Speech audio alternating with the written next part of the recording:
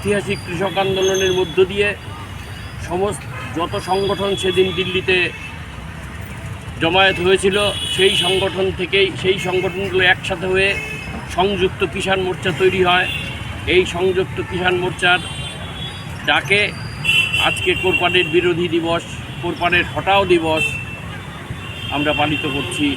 এআইকেকেএমএস এই সংযুক্ত কিষাণ মোর্চার একটা অংশ।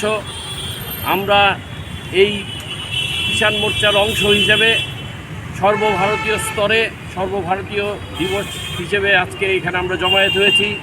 আমাদের দাবি হচ্ছে রাষ্ট্রীয় যে পণ্যের রাষ্ট্রীয় বাণিজ্য চালু করতে হবে। কৃষি পণ্যের পাশাপাশি কৃষি পণ্যের ওপর কর্পোরেট এবং এই যে বিদেশি মালিকদের যে থাবা বসাচ্ছে, এখান থেকে এই কৃষক পণ্যকে বাঁচাবার জন্য সরকারকে ব্যবস্থা গ্রহণ করতে হবে। সরকারের হাতে কৃষি পণ্যের নিয়ন্ত্রণভার গ্রহণ করতে হবে।